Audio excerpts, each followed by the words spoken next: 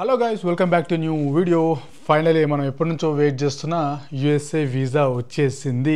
వీడియోని చివరి వరకు చూడండి. ఇప్పుడున్న లేటెస్ట్ రూల్స్ ప్రకారంగా ఏమేమి అడుగుతున్నారు, ఏంటి మార్పులు, ఏంటి ఆ చేర్పులు అని కూడా చెప్పేస్తాను. అండ్ ఎవరికి ఎక్స్ట్రా ₹1 కూడా పే చేయకుండా జస్ట్ నేను వీసా ఫీ పే చేసి మాత్రమే సెల్ఫ్గా ఎవరి దగ్గరికి వెళ్ళలేదు, ఏ ఏజెంట్ దగ్గరికి వెళ్ళలేదు, ఎవరి దగ్గరికి వెళ్ళలేదు, అంతంగా A to Z అంతా కూడా ఈ ప్రాసెస్ నా సొంతంగా చేసుకున్నాను. వీడియో చివరి వరకు చూస్తే మ్యాక్సిమం ఇన్ఫర్మేషన్ మీకు వచ్చేస్తుంది. అండ్ మోస్ట్లీ మీరు అప్లై చేసుకోవాలని అనుకుంటే చిన్న చితక డౌట్స్ ఏవి ఉంటాయో అవన్నీ కూడా మోస్ట్లీ క్లియర్ అవుతాయి అనుకుంటున్నాను నేను. సో ఫస్ట్ మీకు అందరూ తెలిసిందే, యూఎస్ఏ వీసా కొంచెం one of the toughest visa అనుకుంటారు. నా వీసా వస్తే చాలా కంట్రీస్కి వెళ్ళడానికి ప్రాసెస్ అంతా ఈజీ అయిపోతుందని వెయిట్ చేస్తూ ఉంటాం. సో యాజ్ సెడ్, నా పాత పాస్పోర్ట్ ఎప్పుడైతే లాస్ట్ ఇయర్ అప్లై చేయాల్సింది, బట్ ఇది ఎక్స్పైరీ దగ్గరికి రావడంతో ఇప్పుడే వద్దులే ఆగుదాం అన్నట్టుగా నేను ఎక్స్పైరీ అయిపోగానే లైక్ రెన్యువల్ చేసుకోగానే నేను కొత్త పాస్పోర్ట్ నా చేతికి రాగానే ఫస్ట్ నేను చేసిన పని వచ్చేసి యూఎస్ఏకి వీసాకి స్లాట్ బ్లాక్ చేసుకోవడం. ఏంటి బ్లాకింగ్ ప్రాసెస్ మరి ఎలా అంటే, ఫస్ట్ థింగ్ DS-160 ఫామ్ ఒకటి ఫిల్అప్ చేయాల్సి ఉంటుంది. చాలా కొన్ని డీటెయిల్స్ మనం డీటెయిల్గా ఫిల్ చేయాల్సి ఉంటుంది. మన పేర్లు, పేరెంట్స్ డీటెయిల్స్, మన అడ్రసెస్, మన వర్కింగ్ డీటెయిల్స్, మన ప్రొఫెషన్ ఏంటి, ఇట్లా అన్ని ఇన్ డెప్త్ గా ఉంటాయి. క్వశ్చన్స్ అన్ని కూడా అన్నిటిని ఫిల్ చేసిన తర్వాత DS-160 ఫామ్ కంప్లీట్ అవుతుంది. అండ్ ఆ వెబ్సైట్ సంబంధించిన లింక్ కూడా డిస్క్రిప్షన్ లో ఇస్తాను, చూడండి. అదే ఫామ్ ఫిల్అప్ చేసిన తర్వాత వీసా అపాయింట్మెంట్ కి షెడ్యూలింగ్ ఫిక్స్ చేసుకోవాల్సి ఉంటుంది. ఆ DS-160 ఫామ్ యొక్క నంబర్ ని వాడుకొని మనం ఈ వీసా షెడ్యూలింగ్ సైట్ లోకి వచ్చేసిన తర్వాత మన దీంట్లో లాగిన్ అయిపోయి మన వీసా అపాయింట్మెంట్ స్లాట్ బుక్ చేసుకోవచ్చు. ఇనిషియల్గా నేను కొత్త పాస్పోర్ట్ నా చేతికి రాగానే నాకు వచ్చింది వచ్చేసి అరౌండ్ ఆగస్ట్ 2024లో స్లాట్ బుక్ చేస్తే అపాయింట్మెంట్ దొరికింది 2025 ఆగస్ట్కి, అంటే 1 year తర్వాత. సో నా లక్ అప్పటికి ఇప్పటికి మారింది ఏంటంటే, అప్పుడు నేను అప్లై చేసిన తర్వాత ఒక 3 to 4 times మనం ఫ్రీగా రీషెడ్యూల్ చేసుకునే ఆప్షన్ ఉండింది అంటిల్ మొన్న January 1st వరకు కూడా. ఇప్పుడు వచ్చేసి March 2025. సో ఆ రీషెడ్యూల్ ఆప్షన్ ఉండడంతో నేను ఏ ట్రిప్లో ఉన్నా ఎక్కడున్నా కూడా మర్చిపోకుండా నేను చేసిన పని ఏంటంటే, ఎవ్రీడే పొద్దున ఒకసారి సాయంత్రం ఒకసారి వీసా రీషెడ్యూలింగ్ వెబ్సైట్ ఉంటుందో దాంట్లో లాగిన్ అవ్వాలి. ఎప్పుడు ఏ స్లాట్స్ అవైలబుల్ ఉన్నాయో చూడాలి. హైదరాబాద్, మన ఇండియాలో 5 కాన్సులేట్స్ ఉన్నాయి. ఒకటి వచ్చేసి ఢిల్లీ, ముంబై, కోల్కత్తా, హైదరాబాద్ అండ్ చెన్నై. ఈ 5 ప్లేస్లో కాన్సులేట్స్ ఉన్నాయి. ప్రతి ప్లేస్కి ఓపెన్ దాంట్లో ఆప్షన్స్ కనబడుతుంటాయి మనకు మన లాగిన్ అయిన తర్వాత. అండ్ మర్చిపోయిన ఒక విషయం, అపాయింట్మెంట్ బుక్ చేసుకునేటప్పుడే DS-160 ఫిల్ చేసిన తర్వాత అమౌంట్ పే చేయాల్సి ఉంటుంది. ఆ అమౌంట్ వచ్చేసి $185. దీంట్లో $185 ఏంటంటే ₹850 విత్ కొరియర్ ఛార్జెస్ మనకి ఇంటికి డెలివరీ చేయడానికి అని చెప్పి అప్పుడే తీసేసుకున్నారు. సో ఆ $185 అంటే అప్పట్లో అరౌండ్ 15,540 నేను ఆగస్ట్లో పే చేసినప్పుడు డాలర్ రేట్ ప్రకారంగా. ఇప్పుడు చూస్తే అరౌండ్ ₹16,000 అవుతుంది. సో అది వీసా ఫీకి నేను పే చేసింది మాత్రమే. ఎక్స్ట్రా ఎవరికి స్లాట్ బుకింగ్ కానీ ఏదో తొందరగా స్లాటింగ్ కోసం కానీ నేను ఎవరికి ఎక్స్ట్రా ఎక్కడ ఎవరికి రూపాయి చేయలేదు. ఆ DS-160 ఫిల్ చేసుకున్నాను, వీసా షెడ్యూలింగ్ చేసుకున్నాను. ఇప్పుడు రీషెడ్యూలింగ్ ఫ్రీగా ఉండడంతో నేను ఆగస్టు కొంచెం ట్రై చేస్తుంటే నాకు హైదరాబాద్ స్లాట్ అయ్యి నేను హైదరాబాద్లో దొరికింది నాకు స్లాట్. దాని రీషెడ్యూలింగ్ మళ్ళీ హైదరాబాద్లో ట్రై చేస్తుంటే నాకు మళ్ళీ జూలైకి దొరికింది ఒకసారి. తర్వాత ఒక 1 month తర్వాత అట్లా ట్రై చేస్తుంటే జూలైకి కాస్త జూన్ దొరికింది. ఆ జూన్ది కాస్త ఇంకొంచెం ట్రై చేస్తుంటే మార్చ్కి దొరికింది. ఆ మార్చిది ఇంకా ఫైనల్ చేస్తాను నేను.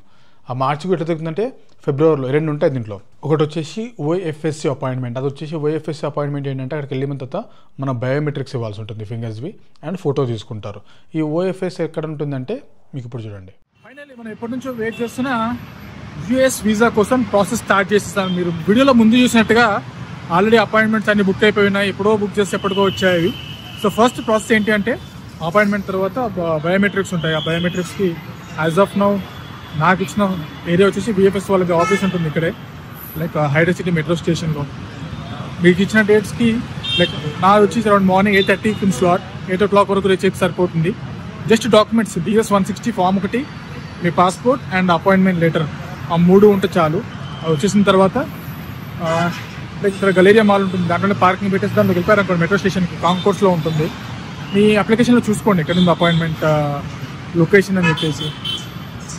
ఇన్ కేసు మీతో పాటు ఎవరైనా వచ్చుంటే యూ క్యాన్ లైక్ ఆ ఫోన్స్ కానీ అవి కానీ వాళ్ళకి ఇచ్చేయచ్చు. లేదనుకుంటే లాకర్స్ ఉన్నాయి, లాకర్లో పెట్టచ్చు. $150. లోపలికి వెళ్ళిన తర్వాత finger print scanning, photo and మన నేమ్ చెప్పమంటారు, డేట్ ఆఫ్ బర్త్ చెప్పమంటారు, అంతే. బయటకు వచ్చేస్తాం, ఫినిష్. ఓవరాల్ ప్రాసెస్ 30 minutes నుంచి పట్టదు. లోనా ఇంకా క్యూ లైన్లో నుంచి చూడమే కొంచెం టైం, అంతే. అందుకు నుంచి అయితే పట్టదు. ఇంకా నెక్స్ట్ మోస్ట్ ఇంపార్టెంట్ ఇంటర్వ్యూ నాకు 1 month తర్వాత ఉంది.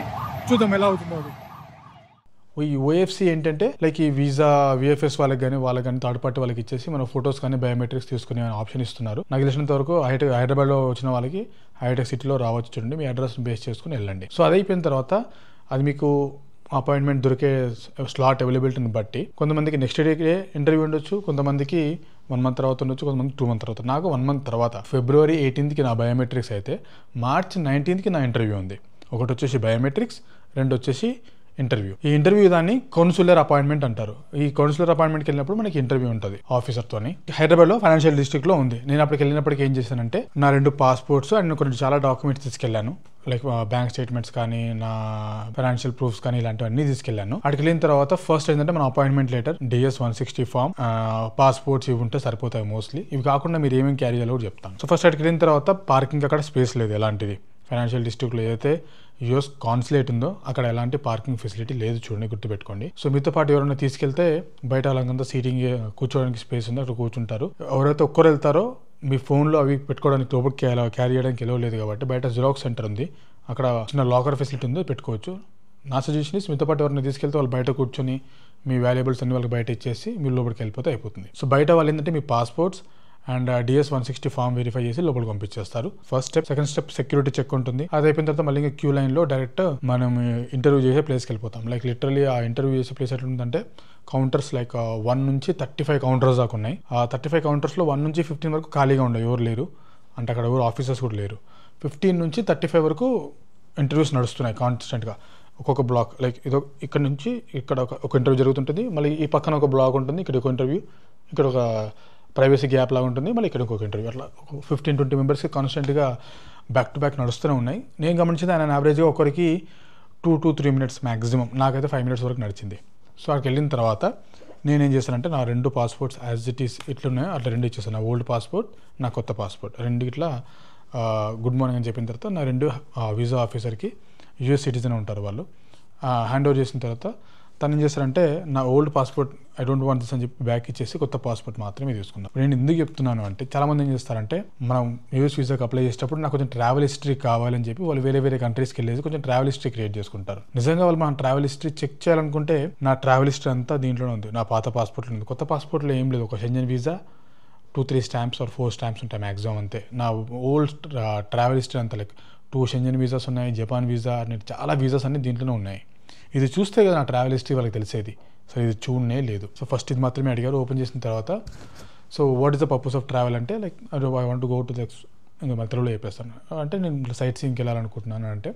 Second question, what is your profession, ఏం చేస్తున్నావు? నేను అన్నాను లాస్ట్ ఇయర్ నేను జాబ్ చేస్తున్నామని, లాస్ట్ ఇయర్ జాబ్ క్విట్ చేసిన తర్వాత ఫుల్ టైం యూట్యూబ్లోకి వచ్చేసానని చెప్పాను. సో ఇప్పుడు ఇక్కడ ఏం జరుగుతుందంటే యూట్యూబ్ అని చెప్పగానే వాళ్ళు ఎలర్ట్ అయిపోయి మనం DS 160 ఫామ్ ఫిల్అప్ చేసేటప్పుడు మనం డీటెయిల్స్ అన్నీ ఇస్తాం కదా, దాంట్లో వాళ్ళు మన సోషల్ మీడియా సైట్స్ డీటెయిల్స్ కూడా అడుగుతారు. మీరు ఏ సోషల్ మీడియా సైట్స్లో యాక్టివ్గా ఉంటారో ఆ డీటెయిల్స్ అక్కడ ఇవ్వండి అని, ఇంక్లూడింగ్ మన ఇన్స్టాగ్రామ్, ట్విట్టర్ అంటే ట్విట్టర్, యూట్యూబ్ అంటే యూట్యూబ్. అప్పుడు అన్నీ వాళ్ళకి నేను ఇచ్చేసి ఉంటాను కాబట్టి నా యూట్యూబ్ ఛానల్ ఓపెన్ చేసి స్క్రోల్ చేయడం స్టార్ట్ చేసి ఉంటాడు మోస్ట్లీ అప్పటికే. సో ఓపెన్ చేసిన తర్వాత చూసిన తర్వాత లైక్ మరి ఎలా పే చేసుకుంటావు నీ ట్రిప్కి, US ట్రిప్కి అది ఏదైనా అడిగితే have so this is plan, so I will pay this in this way అంటే ఓకే అని చెప్పి కొంచెం ఒక లైక్ లిటరల్లీ ఒక 1 నుంచి 2 minutes గ్యాప్ తీసుకున్నాడు. అండ్ దెన్ మెయిన్ వేళ నాకు తెలిసి నా ఛానల్ అంతా స్క్రోల్ చేస్తున్నట్టున్నాడు మేబీ. వాట్ యూ అంటే యూట్యూబర్ అని చెప్పిన తర్వాత like what is your channel name అంటే నేను తెలుగు ట్రావెలర్ అన్నాను. ఇన్ ద మెయిన్ వేళ నా ఛానల్కి సంబంధించిన స్క్రీన్ షాట్ది ఒక పేజ్ ఉంటాను నా దగ్గర. ఆ పేజ్ ఇట్లా ఓపెన్ చేసి ఇవ్వడానికి ట్రై చేస్తుంటే నో ఐ హ్యావ్ అన్నాడు. అంటే అప్పటికే అర్థమైపోయింది నాకు మన దాంట్లో ఫిల్ చేసిన డేటాను వెళ్ళి పట్టుకొని స్క్రోల్ చేస్తున్నారు మన డేటా అంతా అని కూడా. సో స్క్రోల్ చేసిన తర్వాత యువర్ వీసా అప్రూవ్డ్ అని చెప్పేసి enjoy your trip, enjoy your stay in US అని చెప్పి ఇంకా నా పాస్పోర్ట్ తన దగ్గర పెట్టేసుకున్నారు. కథం అక్కడ నుంచి నేను బయటకు వచ్చేస్తాను. ఇప్పుడు జనరల్గా జరిగేది ఏంటి అంటే మనం DS 160 ఫామ్ ఫిల్ చేసేటప్పుడు అక్కడ ఒక ఆప్షన్ వస్తుంది. మీ ఫ్రెండ్ కానీ ఎవరైనా రిలేటివ్స్ కానీ USలో ఉన్నారా, వాళ్ళ పేరేంటి, వాళ్ళ అడ్రస్ ఏంటి అని చెప్పి అడుగుతారు. ఉంటే ఇచ్చేసేయండి, లేకపోతే ఖాళీ వదిలేసేయండి. నాకు తెలిసి ఖాళీ వదిలే ఆప్షన్ లేనట్టుంది, దానికి స్టార్ మార్క్ ఉన్నట్టుంది. లేదంటే ఎవరన్నా మీ ఫ్రెండ్ వాళ్ళ ఫ్రెండ్ అయినా సరే ఇచ్చేసేయండి. జనరల్గా ఏం జరుగుతుందంటే మనం ఈ పాస్పోర్ట్తో పాటు ఇంకొక డాక్యుమెంట్స్ ఇవ్వాలి. జనరల్గా మనం వీసా ఆఫీసర్ దగ్గరికి వెళ్ళిన తర్వాత ఈ పాస్పోర్ట్తో పాటు వాళ్ళకి ఇవ్వాల్సిన డాక్యుమెంట్ ఏంటంటే ఇప్పుడు మనం అప్లై చేసింది టూరిస్ట్ వీసా కాబట్టి అది B1, B2 కేటగిరీ కిందకి వస్తుంది.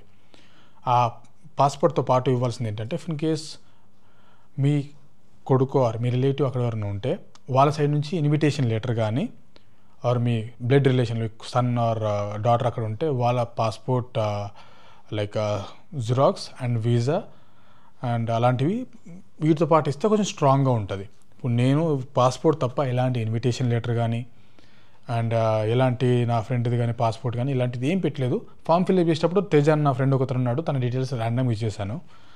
సో ఆఫీసర్ అడిగాడు మరి మీ ఫ్రెండ్ డీటెయిల్స్ ఎవరు ఇచ్చారు కదా వీసా అప్లికేషన్ ఫామ్లో మీరు తన దగ్గరికి విజిట్ చేయడానికి వెళ్తారా అని చెప్పి. No he may come to visit me, అంటే తను నా దగ్గరికి చూడడానికి రావచ్చు. నేను న్యూయార్క్లో కొన్ని ప్లేసులు ప్లాన్ చేసుకున్నాను, సో ఆ టైంలో మేబీ కలవచ్చు అని చెప్పేసి అన్నాను.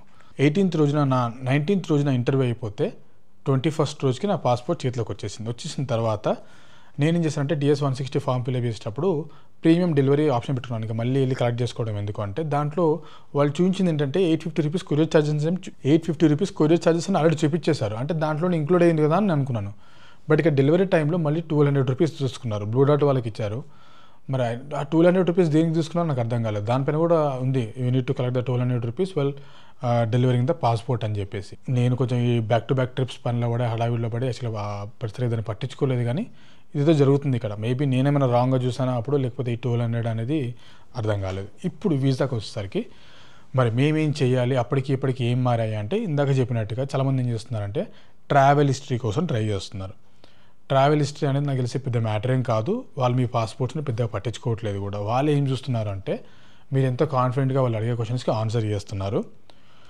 అండ్ ఇఫ్ ఇన్ కేస్ వాళ్ళకి డౌట్స్ వస్తే, లైక్ నా దగ్గర నా బ్యాంక్ స్టేట్మెంట్స్ కానీ, లైక్ నా ట్రిప్ ఐటినరీ, యూఎస్లో నేను చూడాలనుకుంటున్న ఐటినరీస్ కానీ, నా ITR కానీ, నా ఛానల్ స్క్రీన్ షాట్స్ కానీ, నా రెవెన్యూ సోర్స్ ఆఫ్ డీటెయిల్స్ కానీ అన్నీ పెట్టుకున్నాను నేను.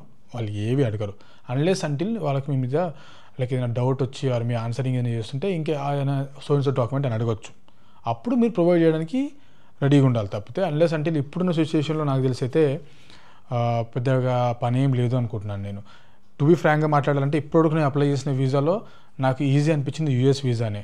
ఎందుకంటే అసలు ఏమీ డాక్యుమెంట్స్ వెళ్ళి సబ్మిట్ చేయలేదు, ఏం పెద్ద కష్టపడింది కూడా ఏం లేదు. డమ్మీ ఫ్లైట్ టికెట్లు బుక్ చేయాల్సిన పని లేదు, హోటల్ బుకింగ్స్ పెట్టుకోవాల్సిన పని లేదు. ఇప్పుడు నేను షెంజన్ వీసాకి 3 సార్లు అప్లై చేశాను.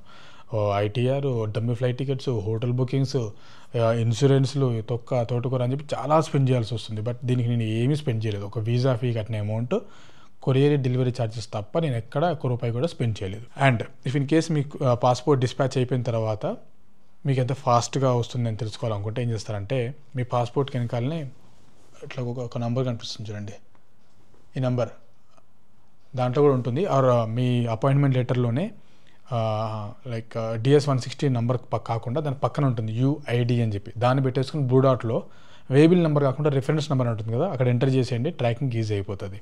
సో యాజ్ సెడ్ US వీసాకి ఇప్పుడు మీరు కష్టపడాల్సిందల్లా ఓన్లీ థింగ్ ఈజ్ స్లాట్.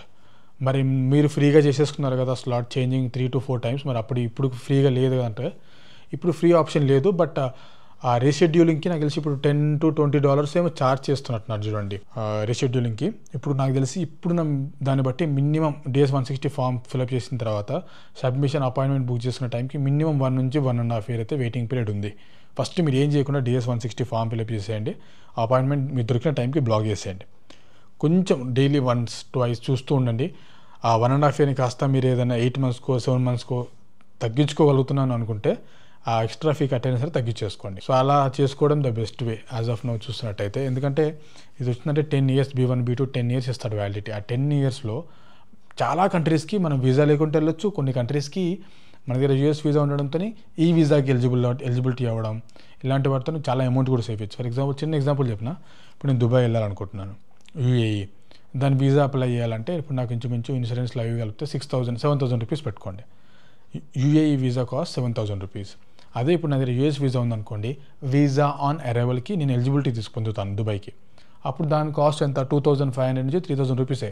ఇండైరెక్ట్గా నాకు అక్కడ 4,000 రూపీస్ మిగిలినట్టే. అట్లా చాలా కంట్రీస్కి చాలా అమౌంట్ సేవ్ చేయొచ్చు. సో మెయిన్ పర్పస్ కూడా అదే. చూస్తాను ఎప్పుడైనా మంచి ఫ్లైట్ డిస్కౌంట్ ఫేర్స్ దొరికితేనే USA వైపు ఆలోచిస్తాను. లేదంటే అంతవైపు US వీసాని మన దగ్గర ఉంది కాబట్టి చాలా కంట్రీస్కి ప్లాన్ చేయడానికి ఈజీ అవుతుంది. Hope this helps. ఏమైనా డౌట్స్ ఉంటే కామెంట్ చేయండి. ఖచ్చితంగా నాకు తెలిసినంత వరకు నేను ఆన్సర్ చేయడానికి ట్రై చేస్తాను. ఓకేనా? నెక్స్ట్ వీడియోలో వెళ్దాం. Until then bye.